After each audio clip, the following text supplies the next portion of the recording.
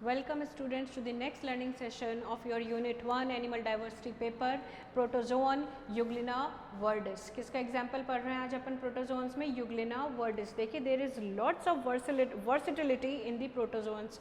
कुछ protozoans free living होते हैं जैसे आपका यूग्लिना, कुछ प्रोटोजोन्स पैरासाइट होते हैं जैसे प्लाज्मोडियम, कुछ डिजीज कॉजिंग यानी प्लाज्मोडियम पैथोजेनिक भी होते हैं. ठीक है, ऐसे ही ट्रिपैनोसोमा ये अपन आगे आगे पढ़ेंगे. तो यानी इनका mode of life style free living से लेकर पैरासाइटिक भी होता है. तो उसमें आपका जो नेक्स्ट है, हमने अमीबा पढ़ लिया, हमने प्रोटोजोन्स के अंदर पैरामीशियम पढ़ लिया. ठीक है, पैरामीशियम कंप्लीट करने के बाद में now we are coming here for the next organism euglena. Euglena के बारे में पहले मैं इंपॉर्टेंट चीज़ें ऑलरेडी डिस्कस कर चुकी हूँ प्रीवियस लेसन के अंदर. तो फर्स्ट ऑफ ऑल इसकी सिस्टमेटिक पोजीशन देखते हैं. यूग्लिना की सिस्टमेटिक पोजीशन. सिस्टमेटिक पोजीशन में हम इसका क्लासिफिकेशन स्टडी करेंगे. यूग्लिना वर्डिस, आई रिपीट यू का मतलब होता है ट्रू, वास्तविक. ठीक है, एक मिनट आप मुझे दीजिए. ठीक है, वास्तविक. और ग्लीन का मतलब इसके अंदर आईबॉल लाइक स्ट्रक्चर प्रेजेंट होता है या आई स्पॉट प्रेजेंट होता है. ठीक है, ग्लीन. वर्डिस का मतलब होता है ग्रीन कलर, यानी यूग्लिना कौन से कलर का होगा? ग्रीन कलर का होगा. यूग्लिना के फाइलम की बात करें तो ये किसके अंदर आता है? प्रोटोजोन्स के अंदर. किंगडम क्या है इसका? किंगडम है animalia. Make it clear, it is not a plant, it is a animal. ठीक है, एनिमेलिया किंगडम एनिमल है. और विटेकर के अंदर इसका अगर सब किंगडम की बात करूँ तो सब किंगडम इसका क्या आता है? प्रोटिस्टा. क्या आता है? प्रोटिस्टा. यानी ये क्या है? यूकैरियोट. क्या है ये? यूकैरियोट. आई बात इतनी समझ में? अब यूग्लिना वर्डिस का फाइलम है प्रोटोजोआ. ठीक है, उसके बाद में इसका सब फाइलम, इसको आप अच्छे से लिख सकते हो, सब फाइलम. सब फाइलम है इसका. मैंने पहले भी डिवीजन बहुत जल्दी जल्दी बताया था, अब आप लिख लीजिए. सब फाइलम सार्कोमेस्टिगोफोरा. क्या है? सार्कोमेस्टिगोफोरा यानी presence of flagellum. Super class Mastigophora. Super class Mastigophora class है इसकी Phytomastigophora due to the presence of chlorophylls. याद रखिए सारे प्रोटोजोन्स के अंदर क्लोरोप्लास्ट प्रेजेंट नहीं होता. इसका ऑर्डर है यूग्लिनोइडी. इसका जीनस और स्पीशीज आई होप अब तो आपको पता चल गया होगा. Euglena and viridis. Euglena viridis. ठीक है, ये इसके सिस्टमैटिक पोजीशन है. आप इसे उतार लीजिए, यूग्लिना वर्डिस, क्योंकि next we will discuss about the whole structure of the Euglena. ठीक है, चलें आगे. Okay, let me clear this.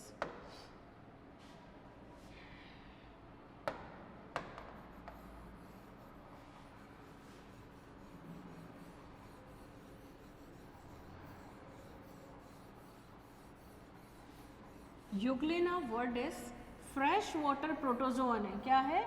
Fresh water protozoan है, फ्लैजिलेट है. इसके मेन कैरेक्टरिस्टिक्स ये हैं. It is also microscopic in structure and sometimes the pool और ditch where the Euglena is present it appears green due to the maximum presence या due to the number. अगर इनके number ज़्यादा है तो Euglena भी, आपका जो पॉन्ड है वो कैसा नज़र आएगा? ग्रीन. आइए इसके स्ट्रक्चर की बात करते हैं. Let's come to the structure of the Euglena. I hope ये आपको इमेज क्लियर होगी. This is your Euglena viridis. चलिए बात करते हैं. अगर ये प्रोटोजोन है तो ये सिंगल सेल्ड ऑर्गेनिज्म है. क्या है? Single celled organism. Just a second. हाँ जी, अब मैं इसकी बात करती हूँ. This is the structure of the Euglena.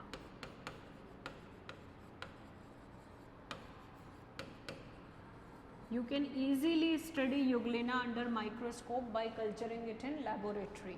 By collecting the water from the ponds and by culturing it in the laboratory, you can do its microscopic studies.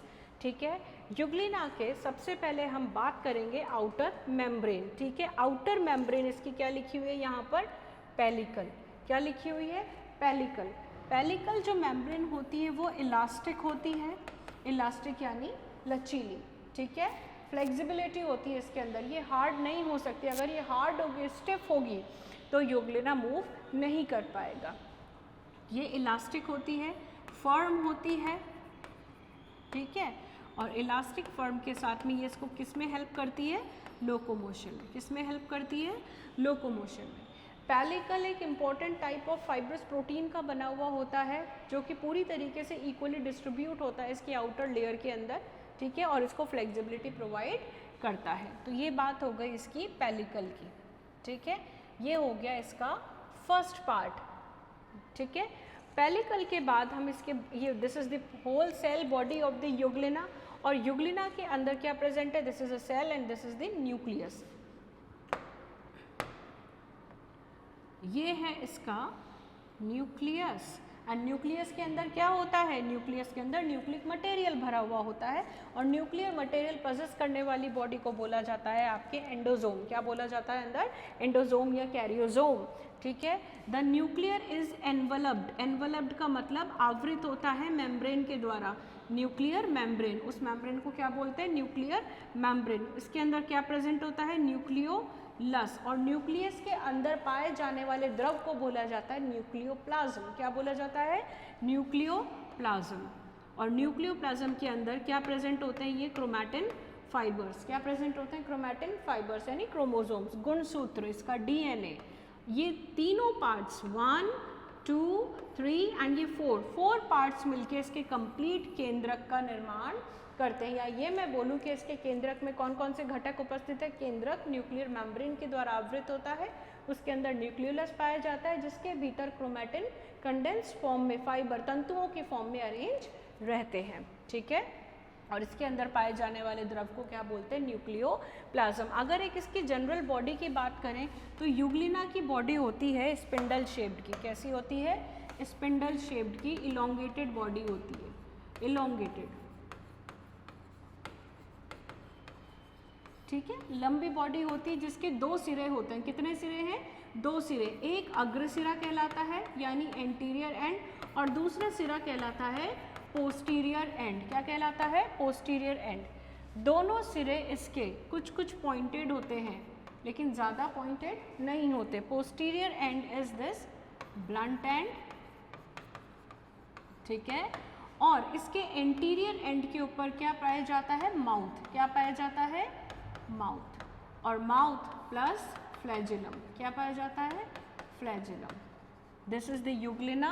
Euglena के अगर size और शेप, कलर की बात करूँ, it appears green in colour, sometimes yellowish creamish in colour when the chloroplast diminishes in the Dark. उसके अलावा इसकी body लॉन्केटेड है, इसके 2 सिरे हैं, एंटीरियर और पोस्टीरियर, अग्र सिरा और पश्च सिरा, ठीक है। अग्र सिरे के ऊपर इसका माउथ प्रेजेंट होता है, प्लस क्या प्रेजेंट होता है? फ्लैजिलम। इसका जो और दूसरा जो सिरा होता है पोस्टीरियर, वो क्या होता है? इसका ब्लंट एंड। क्या होता है? ब्लंट एंड होता है। प्लस इसके न्यूक्लियस की खास बात अभी आप नोट कर लीजिए, सॉरी, इसके न्यूक्लियस की खास बात ये है, इसका जो न्यूक्लियस होता है उसकी पोजीशन क्या होती है? फिक्स होती है। क्या होती है? पोजीशन फिक्स होती है। एक मिनट, सॉरी, पोजीशन इसकी फिक्स होती है। ये सेंट्रली प्लेस्ड न्यूक्लियस नहीं होता। नॉर्मली सेल्स के अंदर करीब करीब बीच के अंदर न्यूक्लियस पाया जाता है, लेकिन इसके अंदर आप देख रहे हैं सेंटर तो यहाँ पर है, सेंटर में न्यूक्लियस नहीं होता। ये क्या होता है? नीचे की तरफ, इसेंट्रिक, थोड़ा सा नीचे की तरफ इसकी पोजीशन होती है, और ये पोजीशन फिक्स होती है न्यूक्लियस की, ठीक है। आगे चलें, चलिए। ये हमने बात कर ली इसके 2 सिरों की, इसके न्यूक्लियस की और इसके आउटर मेम्ब्रेन की, ठीक है। अब हम बात करेंगे इसके अंदर एक इसका इंपॉर्टेंट कैरेक्टरिस्टिक्स है। पहली चीज़ करते हैं इसके साइटोप्लाज्म। साइटोप्लाज्म कोशिका द्रव्य।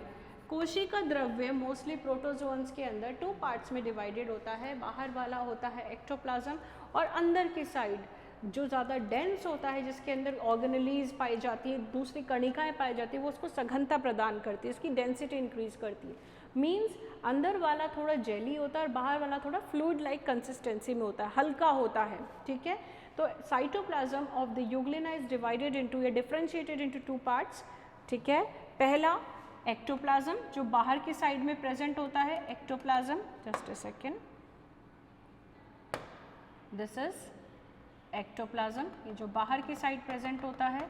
एक्टोप्लाज्म क्या होता है? क्लियर होता है, ट्रांसपेरेंट होता है और इसमें किसी भी प्रकार की क्या नहीं प्रेजेंट होते? कणिकाएं, ग्रैन्यूल्स, ठीक है। अगर इसके विपरीत में एंडोप्लाज्म की बात करूं, एंडोप्लाज्म जो इनसाइड में बीच में प्रेजेंट है, इसके अंदर ग्रैन्यूल्स भी पाए जाएंगे, ठीक है। ग्रैन्यूल्स के अलावा ऑर्गेनेलीज भी पाई जाएंगी डिफरेंट इसके साइटोप्लाज्म में, जैसे ER हो गया, गोल्जी, लाइजोसोम, फूड वैक्यूल्स, ये सब पाए जाएंगे जो कि इसको सघनता प्रदान करते हैं। कुछ स्टोरेज बॉडीज़ भी पाई जाएगी, ठीक है। तो ये हो गई, और स्टोरेज बॉडीज़ की मैं बात बाद में करूँगी कि वो क्या स्टोरेज बॉडीज़ है। तो इसीलिए एंडोप्लाज्म इसका क्या होता है? ज़्यादा डेंस होता है। तो हमने बात कर ली आउटर मेम्ब्रेन पेलिकल की, उसके बाद हमने बात कर ली इसके केंद्रक की जिसकी पोजीशन फिक्स होती है। केंद्रक के बाद हमने बात कर ली इसके कोशिका द्रव्य की। चलते हैं अब आगे की तरफ। युग्लिना की खास बात क्या है? युग्लिना के अंदर क्या पाया जाता है? क्लोरोप्लास्ट। क्या पाया जाता है? ये आपको जो दिखाई दे रहे हैं ये क्लोरोप्लास्ट बॉडीज़ है इसकी, युग्लिना की क्लोरोप्लास्ट। और क्लोरोप्लास्ट के अंदर क्या होता है? वर्णक। क्या होता है? पर्णहरित जिसको आप बोलते हो, क्लोरोफिल A, B और अभी मैंने लास्ट क्लास में भी आपको क्लियर किया था क्लोरक्यूरोइन, आपकी बुक में है, आप अच्छे से देख सकते हैं, क्लोरक्यूरोइन भी प्रेजेंट होता है। तो क्लोरोप्लास्ट जिसकी वजह से ये क्या कर पाते हैं? प्रकाश संश्लेषण की क्रिया कर पाते हैं, और प्रकाश संश्लेषण की क्रिया से क्या निकलती है? ऑक्सीजन। ये ऑक्सीजन युग्लिना के द्वारा वापस यूज़ कर ली जाती है विभिन्न मेटाबॉलिक प्रोसेसेस के लिए, ठीक है। और इसके विपरीत या इसके फलस्वरूप उत्पन्न CO2, ऑक्सीजन काम में आई और एक्सेल क्या करते हैं अपन? CO2। वैसे युग्लिना के अंदर भी मेटाबॉलिक वेस्ट प्रोडक्ट क्या निकलता है? CO2। बट वो CO2 यहाँ पे क्लोरोप्लास्ट की प्रेजेंस की वजह से फिक्स हो जाती है। क्या हो जाती है? फिक्स हो जाती है, यानी इनऑर्गेनिक फॉर्म से वो किस में कन्वर्ट हो जाती है? ऑर्गेनिक फॉर्म में, और वो उसके लिए एक ऑर्गेनिक फूड का कार्य करती है जिसे वो संचित करके रखता है। संचित किस में करता है? यानी स्टोरेज बॉडीज़ की बात कर रही हूँ। स्टोरेज बॉडीज़ इसकी कहलाती है पैरामाइलॉन ग्रैन्यूल्स। पैरामाइलॉन बॉडीज़ दिखाई दे रही हैं आपको storage. Let's see, these are the paramylon bodies, ठीक है। इसके अंदर जो स्टोर्ड फॉर्म होता है वो होता है आपका पैरामाइलिन। क्या बोलते हैं इसको? पैरामाइलिन। ये भी एक प्रकार का कार्बोहाइड्रेट ही है, modified form of the carbohydrate, glycogen के जैसे ही मॉडिफाइड फॉर्म ऑफ कार्बोहाइड्रेट इसमें पाई जाती है। वैसे प्लांट्स के अंदर कौन सा कार्बोहाइड्रेट होता है? Everybody knows, not a glycogen. Plants के अंदर स्टार्च होता है, लेकिन this is not a plant, ठीक है। तो इसमें मैं बात कर रही हूँ ग्लाइकोजन ग्रैन्यूल्स की, जिसे बोला जाता है पैरामाइलिन। और paramylon is stored in the paramylum body, it is the stored form of carbohydrate. तो इसका फंक्शन भी आपको अब पता लग गया। अब हम बात करते हैं इसके नेक्स्ट और वेरी इंपॉर्टेंट ऑर्गन की। वो इसका ऑर्गन कहलाता है फ्लैजिलम। क्या कहलाता है? फ्लैजिलम। लेट्स सी, फ्लैजिलम ये रहा। आप एक बहुत बड़ा चाबुक के समान फ्लैजिलम तो यहाँ पे देख रहे हैं, ओनली अ सिंगल फ्लैजिलम। बहुत सारे को क्या बोलते हैं? फ्लैजिल। लेकिन उसके अलावा भी यहाँ पर एक छोटा सा फ्लैजिलम ये आपको दिखाई दे रहा होगा, और ये लेबलिंग भी कर रखी है, शॉर्ट फ्लैजिलम, ठीक है। ये शॉर्ट फ्लैजिलम इस बड़े वाले फ्लैजिलम के साथ में ही क्या रहता है? अटैच रहता है।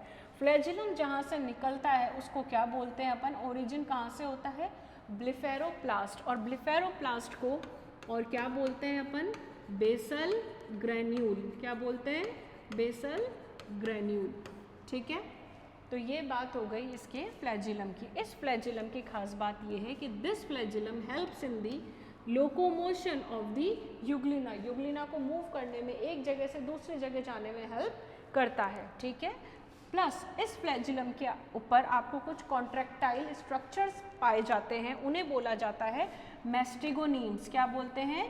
ये एक छोटे मायोफाइब्रल्स होते हैं। क्या होते हैं? मायोफाइब्रल्स के जैसे, यानी मसल्स के समान हेल्प करते हैं इसको मूव करने के लिए, मायोफाइब्रल्स। और इनका अरेंजमेंट भी फ्लैजिलम का 9+2 होता है, ठीक है। मैस्टिगोनीम्स ये दिखाई दे रहे हैं आपको, ये मैस्टिगोनीम्स, ठीक है। short flagellum and large flagellum, and large flagellum is your locomotory flagellum. ठीक है, शॉर्ट फ्लैजिलम बाहर नहीं निकलता, वो अंदर की साइड ही रहता है. अब इसमें नेक्स्ट दो चीज़ें आपको इसी के ऊपर दिखाई दे रही होगी, ज़रा देखिए, हैव अ लुक. एक तो हो गई आपकी पैराफ्लैजिलर बॉडी, ये क्या दिखाई दे रही है आपको, पैराफ्लैजिलर बॉडी, और दूसरा दिखाई दे रहा है आपको stigma. This is your stigma, और स्टिग्मा के पास ही होती है, सॉरी, स्टिग्मा. स्टिग्मा को आई स्पॉट भी बोला जाता है. क्या बोला जाता है, आई स्पॉट. और पैराफ्लैजिलर बॉडी इस स्टिग्मा के पास में ही प्रेजेंट होती है. ये दोनों पार्ट्स, स्टिग्मा और पैराफ्लैजिलर बॉडी मिलकर फोटो रिसेप्टिव ऑर्गन का कार्य करते हैं या फोटो रिसेप्शन का कार्य करते हैं. अर्थात ये दोनों के दोनों लाइट के लिए संवेदनशील होते हैं. कौन कौन सा, स्टिग्मा और पैराफ्लैजिलर बॉडी. ठीक है, लाइट के लिए सेंसिटिव, सेंसिटिव टू लाइट, यानी युग्लिना को लाइट के अगेंस्ट जो स्टिमुलाई रिसीव होती है उसके अगेंस्ट रिस्पॉन्ड करवाते हैं. Sensitive to light. तो ये बात हो गई इसकी फोटो रिसेप्टिव ऑर्गन की. देखिए बेटा, फोटोसिंथेसिस कब करेगा, जब वो लाइट को रिसीव कर पाएगा, और लाइट को रिसीव वो कौन से ऑर्गन से करता है, stigma as well as paraflagellar body. Plus ये एक तरीके का इसका सेंसरी ऑर्गन है. जब तेज लाइट होती है, ब्राइट लाइट होती है, तो युग्लिना वहाँ से दूर यानी डिफ्यूज लाइट की तरफ चला जाता है. ज़्यादा डिम में नहीं जाएगा, क्योंकि ज़्यादा डिम होते ही डार्कनेस होता है, इसके क्लोरोप्लास्ट क्या होते हैं, डिस्ट्रॉय हो जाते हैं, जिसकी वजह से इसका मोड ऑफ न्यूट्रिशन चेंज हो जाता है. जब तक क्लोरोप्लास्ट प्रेजेंट है तब तक इसके अंदर मोड ऑफ न्यूट्रिशन रहेगा ऑटोट्रॉफिक. क्या रहेगा, ऑटोट्रॉफिक. ठीक है, ऑटोट्रॉफिक रहेगा, यानी स्वयंपोषी. दूसरे मोड ऑफ न्यूट्रिशन की बाद में बात करूंगी, पहले ये देखिए, ये हो गया आपका इसके माउथ को. Next part, the mouth is called as cytostome. क्या बोला जाता है माउथ को, this opening is called as cytostome. ठीक है, दिस ओपनिंग. माउथ क्या करेगा, माउथ की हेल्प से इसमें वाटर बैलेंस बना रहता है, वेस्ट मटेरियल बाहर की साइड में इजेक्ट आउट कर दिया जाता है, प्लस फूड मटेरियल को इंजेस्ट भी किया जाता है. ठीक है, कब किया जाता है, जब क्लोरोप्लास्ट नहीं होता. ठीक है, अब यहाँ पर ये आपके जो प्रेजेंट है, माउथ के नीचे जब अपन चलते हैं तो नेक्स्ट पार्ट जो कि ट्यूब्यूलर स्ट्रक्चर होता है उसे बोला जाता है साइटोफेरिंग्स. क्या बोला जाता है, साइटोफेरिंग्स, सेल की फेरिंग्स, और ऊपर साइटोस्टोम यानी सेल का माउथ, और सेल क्या है अपना, युग्लिना. ठीक है, यहाँ पर आप देख रहे हैं एक ये रेड कलर का एक बल्ज निकला हुआ है जो कि माउथ के पास में ही अटैच है. माउथ के पास में अटैच है और एक बल्ज है, यानी बैग के नुमा स्ट्रक्चर है, उसे बोला जाता है कॉन्ट्रैक्टाइल वैक्यूल. और इस कॉन्ट्रैक्टाइल वैक्यूल की साइज़ क्या है, बड़ी, इसलिए क्या बोला गया, लार्ज. लेकिन इस लार्ज कॉन्ट्रैक्टाइल वैक्यूल के अलावा यहाँ पर और क्या प्रेजेंट है, ज़रा देखिए,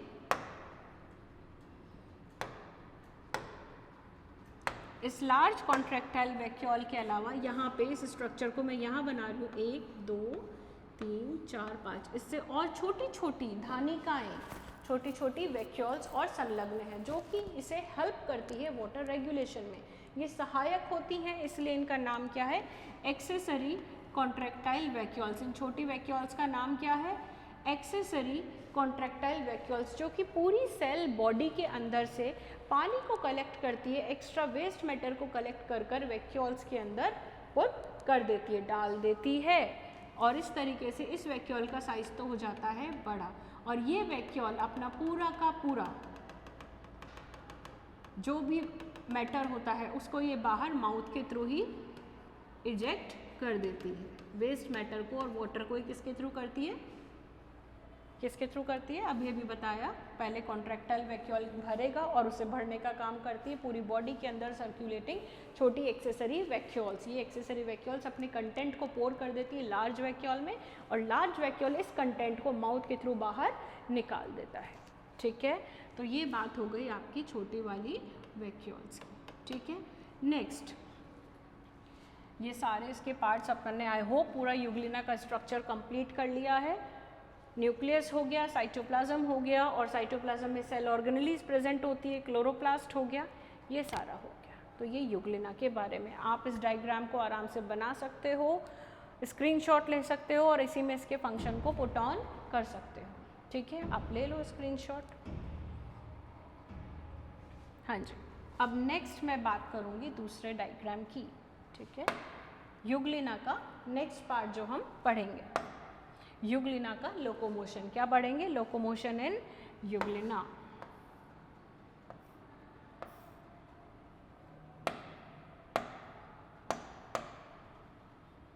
just a second.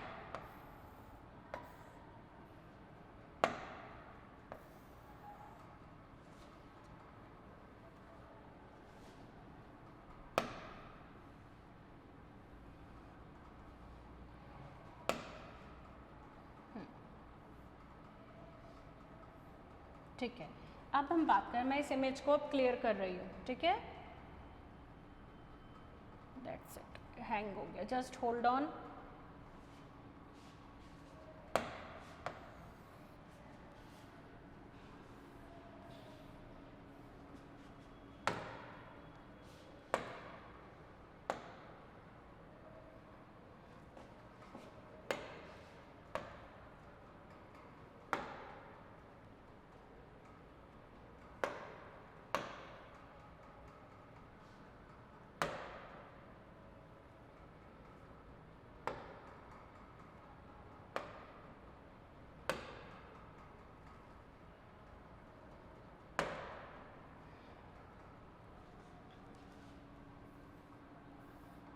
Just a second, there is a technical error in this. चलिए कोई नहीं, मैं आपको ऐसे ही बता देती हूँ विदाउट डायग्राम्स। अब हम पढ़ेंगे यूग्लिना के अंदर लोकोमोशन।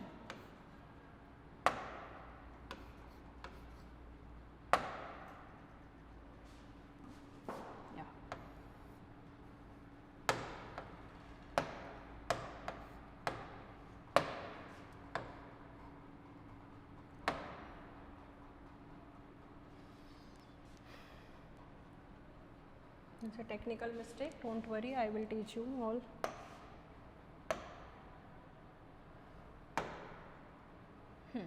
अब हम बात करते हैं यूग्लिना के लोकोमोशन की।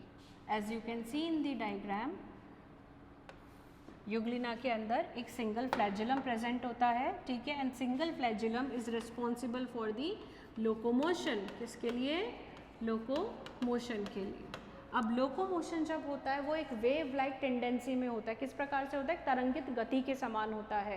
पूरा फ्लैजुला एकदम से पीछे नहीं आता, पहले एक तरंग फ्लैजुला के एक पॉइंट पे जाती है, फिर वो तरंग पीछे वाले पोर्शन के ऊपर पास ऑन होती रहती है। देखिए क्या कहते हैं उसे, फर्स्ट यूग्लिना को आगे के डायरेक्शन में तैरना होता है, और आगे के डायरेक्शन में तैरने के लिए उसके अपने फ्लैजुला को क्या करना पड़ता है? पीछे करना पड़ता है। इस प्रकार के स्ट्रोक को बोलते हैं अपन इफेक्टिव स्ट्रोक। क्या बोलते हैं? Effective stroke. Just a second.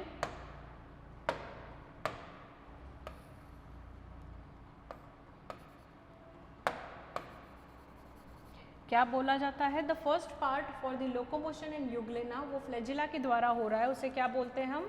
Recovery stroke. Sorry, A is recover, ये तो रिकवरी स्ट्रोक बता दिया इन्होंने, नहीं, इफेक्टिव स्ट्रोक। ध्यान से देखेंगे, मैं बता रही हूँ आपको, इसे बोला जाता है इफेक्टिव स्ट्रोक, प्रभावी स्ट्रोक। प्रभावी स्ट्रोक के अंदर जो फ्लैजुला है वो धीरे धीरे बैकवर्ड पोजीशन में आता है। किस तरफ आता है? पीछे की तरफ आता है, और पीछे की तरफ आएगा तो जो पानी होगा वो पीछे की तरफ धकेल देगा। प्रभावी स्ट्रोक में फ्लैजुला की जो पोजीशन होती है वो बहुत फर्म होती है, बहुत स्ट्रांग होती है, क्योंकि उसे पानी को पीछे धकेलना होता है। तो इस प्रकार के स्ट्रोक को हम क्या बोलते हैं? प्रभावी स्ट्रोक। लेकिन पुनः यूग्लिना को, उस फ्लैजुला को कौन से पोजीशन में रखना पड़ता है? ओरिजिनल पोजीशन में, जिससे वो आगे फर्दर मूवमेंट कर सके, दूसरी पोजीशन चेंज कर सके, अपना लोकोमोशन कंटिन्यू कर सके। इसलिए वो कौन से स्ट्रोक में आ जाता है? रिकवरी स्ट्रोक में। रिकवरी यानी पुनः प्राप्ति। क्या बोलते हैं? ये तो हो गया आपका प्रभावी, और दूसरा हो गया आपका पुनः प्राप्ति। पुनः प्राप्ति को बोला जाता है रिकवरी। क्या बोला जाता है? Recovery stroke. जैसा कि आप इस डायग्राम में देख सकते हैं, देखिए यहाँ पर this is known as your effective stroke. क्या कहलाता है ये? Effective stroke. आप see the position of the flagella, पहले ये यहाँ पर 13, 12, ये धीरे धीरे कहाँ आ रहा है? पीछे की साइड आ रहा है, यानी पानी पीछे की साइड, ये पूरा का पूरा पीछे हो गया। 7, 8, 9, 10, 11, 12, 13, ठीक है। उसके बाद में जब युगलिना रिकवरी स्ट्रोक में आता है तो यही पोजीशन वापस क्या हो जाती है? सीधी हो जाती है। फ्लैजिला भी धीरे धीरे धीरे पीछे हुआ था, अब ये क्या हो गया? रिकवरी स्ट्रोक में वापस सेम पोजीशन के ऊपर आ गया, लाइक दिस। यहाँ पर 1, 2, 3, 4, 5, 6, ठीक है। यहाँ पर ये वापस अपनी ओरिजिनल, ये है इसकी ओरिजिनल पोजीशन। फ्लैजिला भी यहाँ पर है, युगलिना को मूव करना है तो पानी को पीछे धकेलेगा, हो गया। उसके बाद में आप इसको ढंग से क्लियर कर लीजिए।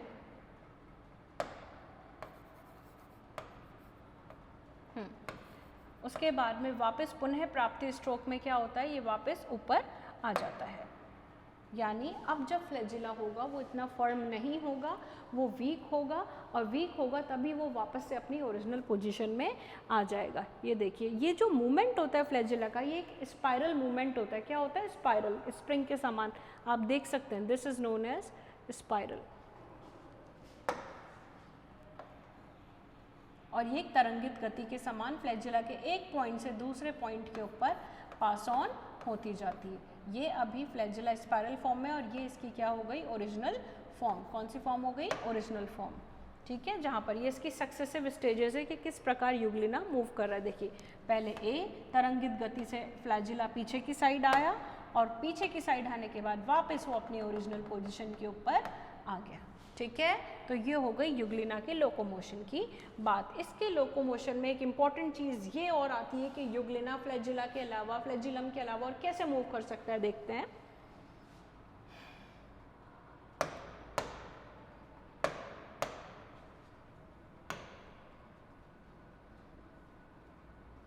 उस प्रकार के मूवमेंट को बोला जाता है, just a second, locomotion. Locomotion में हमने पढ़ा दो प्रकार से, आपके एग्जाम में आएगा तो आप इस तरीके का फ्लो चार्ट बना सकते हैं। एक तो मैंने पढ़ा दिया आपको फ्लैजिलर मूवमेंट। क्या पढ़ाया? फ्लैजिलर मूवमेंट, यानी फ्लैजिला के सहायता से होने वाला लोकोमोशन या फ्लैजिलर लोकोमोशन। दूसरा होता है युगलिनॉइड। क्या होता है? युगलिनॉइड, यानी युगलिना स्वयं मूव करता है। कैसे? देखते हैं। युगलिनॉइड मूवमेंट, युगलिनॉइड मूवमेंट्स को बॉडी मूवमेंट्स भी बोला जाता है। इसमें इसकी देह के अंदर मूवमेंट्स होते हैं। कैसे? अभी मैं आपको डायग्राम से समझाऊंगी। बॉडी मूवमेंट्स, ठीक है। बॉडी मूवमेंट्स होते हैं तो मैं आपको एक इमेज दिखा देती हूँ, उस इमेज में हम आसानी से समझ पाएंगे। या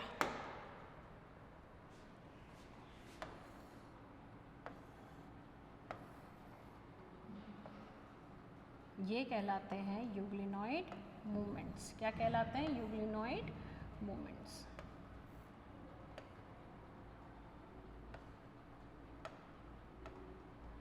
ठीक है, I hope this is visible. अब इसके अंदर देखेंगे हम आराम से। पहले युगलिना की बॉडी कैसी है? इलोंगेटेड, ये देखिए सीधी, और फ्लैजिलम में क्या चल रहे हैं? स्पाइरल मूवमेंट्स चल रहे हैं, जैसा कि हम पहला पढ़ चुके हैं। अब इसके बाद में धीरे धीरे जब युगलिना को युगलिनॉइड मूवमेंट शो करता है तो उसकी बॉडी क्या होती जाती है? नीचे की तरफ कॉन्ट्रैक्ट यानी संकुचित होती जाती है। ये देखिए, अभी युगलिना की लंबाई इतनी थी, लेकिन युगलिना में धीरे धीरे क्या हो रहा है? संकुचन चालू हो रहा है। जैसे जैसे इसकी बॉडी कॉन्ट्रैक्ट करती जाती है तो ये बीच में से क्या हो जाता है? चौड़ा। क्या हो जाता है? वाइड। क्या हो जाता है? वाइडर हो जाता है। ये देखिए, अभी ये वाइड नहीं था, लेकिन यहाँ पर ये बीच में से वाइड यानी चौड़ा हो गया। और अभी तक इसके दोनों पॉइंट्स क्या हैं? पॉइंटेड है। एक ब्लंट एंड है और एक पॉइंटेड एंड है। उसके अलावा नेक्स्ट, ये अपने आप को इतना संकुचित कर लेता है कि ये इलोंगेटेड बॉडी से क्या हो जाता है? ओवल शेप का हो जाता है, या नाशपति के आकार का, पियर शेप्ड, क्या बोलते हैं उसको? पियर शेप का हो जाता है। ये देखिए, पूरा का पूरा युगलिना दब क्या है? यानी संकुचित हो गया है। संकुचित किसके द्वारा हो गया? अपने कोशिका द्रव्य के द्वारा, जिसके अंदर मायोनीन्स भी प्रेजेंट होते हैं जो कि इसको कॉन्ट्रैक्शन में हेल्प करते हैं। प्लस इसके कॉन्ट्रैक्शन में कौन हेल्प करता है ज़रा देखते हैं, पहले ये समझ लेते हैं। ठीक है, नाशपाती के आकार का होता है। जैसे ही ये कॉन्ट्रैक्ट होकर खुद को रिलीज करता है तो ये अपवर्ड मूव